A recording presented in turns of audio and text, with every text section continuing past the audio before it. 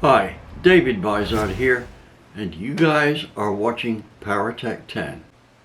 This edition of PowerTec 10 is something of a special. MotorTec Features, that's the PowerTec 10 Unity Motorsport group, made a milestone last Friday, that would have been about the 11th of July. We passed the 100,000 subscriber mark. That's not too shabby. Andy started a couple of months before me, but MotorTec Features has reached this milestone in just 20 months and supported by outside finances. Sure, we've had a lot of, how shall I say, support from obviously subscribers, but that is a growth rate that for a regular automotive channel run by guys who don't have big finances and advertising to draw on is pretty damn good. If we can keep this up, we will probably hit the 200,000 mark in the next 12 months. Now that would be really something. You can help if you guys just share and tell everybody we're here. Now you could say, what's in it for me? Well, more than you might suspect. First, and obvious, the more subscribers we have, the more advertising we get. And the more we get paid for that advertising. So you need not be looking at any more minutes of advertising, but we're getting paid a lot more for it because the viewing hours go up. Secondly, the more subscribers we get, the more support we get financially from the subscribers themselves. All this means more time on the dyno, more time doing projects, maybe being able to employ a full-time assistant here that has automotive skills. We're not there yet. Now, when you think that something like Motor Trend's deal with David Freiberger has a budget, I believe, of $38,000 per video. We have a budget more like minus $200 a video.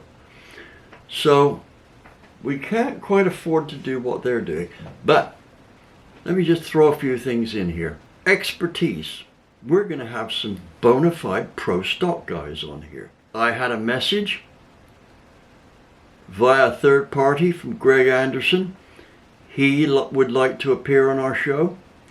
I'm going to call up Steve Schmidt, whom I know from days gone by. He's visited my shop in the past, and see if he would like to join forces with us and be on our show a couple of times. John Kazi has already said okay to up to 5 appearances a year. He thinks that he can fit all that in on a Sunday, even though he's got a lot of Sunday race days. So we've still got to organize the schedule, whichever it is, but he will be able to make it about 5 Sundays out of the year. Thank you, John. I appreciate that. So we've got that going. Now, let's have a look and see what we're doing for this. Well, first, obviously, I want to thank you, for our viewers, for your support. Very good. Second, I got to say a big thank you to Andy. I know I couldn't have done it without him. He's been there and supported me at times when you guys haven't realized how far down the hole I was. He's been over here and supported my efforts. He's gone out of his way to help my channel, I think, to something of the expense to his channel. But not to worry, since we're a unified deal, that's fine. It benefits us both. Now let me give you an idea of where we're going from here. First, Andy got stuck into his truck. Casper, God, I wanted to call it Goofy then, I don't know why. Casper. Right now it's parked outside in my driveway. He's had it painted, clear painted, so that it preserves the rust on it. Yes, you heard right. But when you open that hood, boy, I'll tell you what, there's this black engine bay with this gleaming monster 427 cubic inch V8. What's it sitting at right now? Probably a little over 710 horsepower. But we've got stuff to do on it. It's got stock heads on it at the moment. I don't know if we're going to have time to pull out the engine and do any work on it, but it is going to get work done on it, and it still has potential. Those awesome cylinder heads that it's got on there can be ported to be super awesome. We've seen some of the figures. They'll make some good numbers. I think we can get that motor up to somewhere around 800 horsepower and still be street drivable. Remember, right now it's about 710 horsepower and he drives it to work. I forget what his quickest 8th mile time is. 6.35, I think it was. It's pretty damn quick. And there's still the nitrous to go yet. Yes, I think it'll make 1,000 horsepower, but let's go on and look at the Crown Vic. That's moving along. And I think by the time we do the no-name nationals, he's going to take both vehicles along, and I'm going to be taking my Mustang along. Now, I'm about to post a video that Andy and I worked on where we put on a new intercooler. That's very interesting there. And I've got some power figures from another website. I'll put the address across the bottom. And it turns out that an intercooler about like ours, but probably not quite as slippery internally, bumped the power up somewhere between about 28 to 30 horsepower, just changing the intercooler. And I think it was 22 foot-pounds. Now, that sounds like a reasonable gain, but that was on a stock EcoBoost. Ours is already making, with the stock intercooler on, it's already making 320 at the wheels, with all the little bits and pieces we've done, if you've been following the deal here. So I'm thinking that with what we're going to do now, that's the intercooler, we will be putting an exhaust on, and the water injection, we could well be looking at something approaching 385, 390 horsepower. We may even crack the 400. That's what we're going to bring to the no-name nationals. So I'm expecting that on the 8th we would be well in the 7s. Oh, and we're putting some stickier tires on and wheels an inch wider. So that's that. Now, what else have we got to report here?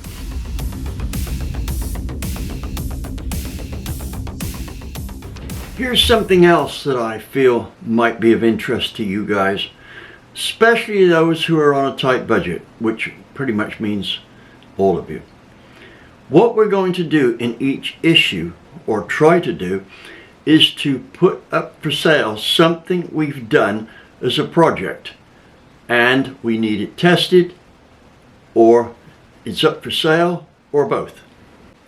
Now, I'll give you an example. We've got some turbo dart heads coming along here, or we've got some heads for a turbo motor based on dart heads here. They are the second pair that I've done, and we've no longer got any use for them. I've got one done and the other one's like 90% done. So I'm going to show what's done to them, then they're up for sale. Anybody want to buy these heads? They flow like a toilet. We've already dyno tested the first set. They made buku power. These are for sale for about 1,500 bucks. Now, you can't buy these heads as cast for 1,500 bucks. So they are good. If you wanted to get a head porter to do these, you would be looking at buying the castings, which would be about 1,400 or 1,500 bucks, then getting the porting job done, which would probably be another 14 to 1500 bucks. So basically you're getting some dyno proven heads, half price. Anybody want to put their address down below, they can get first dibs on them. I want 1500 bucks for them to finance my Mustang there for the No Name Nationals. Boy, I'm plugging that. Other things that we have got going, I know that Andy's got some carburetors left over. These are almost new carburetors or freshly reconditioned that he simply needs space for. He's got those two awesome Edelbrock carburetors on, the new ones, the ones that are the Holly 4150 lookalikes. Well, they're lookalikes until you get up close, and then you realize there's a lot of difference. Anyway, he's got some, I think he's got some Dominators, and I think he's got a couple of 950s, HP 950s. Each of those are great carburetors in their own right, but you'll see that Andy is going to put up his own 100,000th celebration video in the next few days, so look out for it. He'll have some stuff for sale. What else have I got here going here? We are going to keep in touch with subscribers on a basis of finding out what it is they want to read about. I already know that lower buck stuff is in, so we are going to look at doing several engines that we get respectable results. I don't mean half-ass ones like people putting the wrong camshafts in the engines and things like this and say, well, we got this out of it. We're going to take a junker, and for only about the price of a gasket set, a cam, we'll show you how to make your own solid roller lifters, or recondition your flat tappet lifters so you don't have to buy those. We'll utilize a lot of stuff, and if you've got a lathe, we'll show you how to make a trick ring out of a stock rebuilder's ring and put it in a used bore. Lots of tricks like that. So look out for that. What else? We will be doing some oil testing with Lake Speed. That's on the agenda. I've got to drain the oil out of my Mustang now. It's got just coming up for 2,500 miles on it. Needs to have an oil analysis. Thoroughly recommend that. Anything else I can think of? We are going to be looking at brakes. What order to do brakes in. Should you get just pads first, or discs and pads, or get the whole 9 yards? What can you expect to be successful with? Well, we've kind of got a different turn of events here. Not quite the standard procedure. So I'll fill you in on that, and the bottom line is I think that I can give you advice that will improve your brakes in many cases beyond recognition without breaking the bank. Well, sure, it might not be dirt cheap, but it isn't diamond expensive either. It's affordable and it's good value for money for what you're buying. We are going to be delving into nitrous oxide and things that you can do with that. We're definitely looking. I'm going to do a video on the difference between twin scroll turbos and single turbos. I'm basing this pretty much on my experience with both, and in this deal I'm going to be making it very difficult for the twin scroll deal, because I managed to get my level of expertise with regular turbos up to a fine pitch with the work I did at Dave Mountains in '89 and my turbo motor that I did for Chrysler. They paid the dyno bill. Oh, it's great when you can get on a dyno and use it almost at will. But we're going to look at that and the twin scroll, right? Why is the twin scroll better and where does it let us down? Because it's not all good, but that's coming up. Anyway, there's lots of stuff like that. So what I want you to do is keep on watching.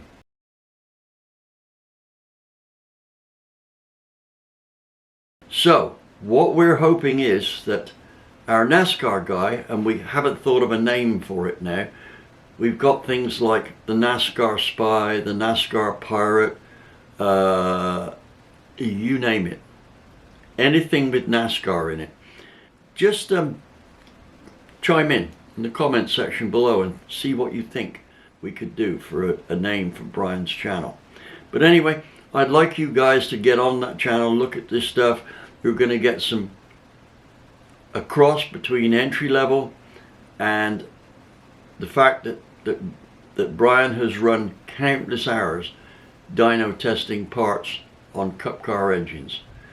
So if you're a real enthusiast, his channel will have a lot of what you want. So click that subscriber button, click that like button, and all the other buttons you can think of.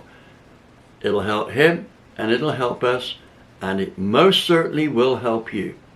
Now, what else? Oh, a great, how shall I say, new circumstances have arisen between Eric Weingartner Racing, and I. It is, I think, pretty amazing. But I'm going to do a video separate on that, and you'll be blown away with how things have turned out. And I've got to say, and I know most of you will misinterpret this, and once again I was right, but you will make an assumption that is probably negative. I was right. Watch the next video. It will be probably 154. So take a look at that and see what we got going there. I think you'll be pretty amazed. Now, what else have we got going? We've got lots of research things going on. We're going to test intercoolers. Now, that was going to be a test of intercoolers before I put mine on, but I've been going through some medical procedures and I could not lift enough to take the front off, put the intercooler on, and put it back on. But Andy had a vacation coming up. He had lots of stuff to do, but he made time to come over and make the changes whilst I lifted that heavy camera around and took photographs of it. So once again, thanks to Andy. But we're going to do this intercooler test, not on the dyno. We will already have basic dyno figures from other websites' tests, which we've seen actually done on the video. What we're going to show is how much you can increase the flow capability of the stock intercooler, how much you can increase its cooling, how much you gain by spending a pretty respectable sum of money on an all-out intercooler. We will give you the flow figures and its cooling capacity. Next on the list, we're going to do a quick deal on how to modify a set of small block Ford heads for turbocharged or nitrous application. They'll be for sale after. That should be coming up soon. Also, we are going to be doing the chassis dyno test on the Crown Vic with the new heads on. Guys, keep sharing this, and gals, keep sharing this channel. Get more and more people on our sub list, and let's grow our channel as fast as we can to 200,000. Thank you for watching.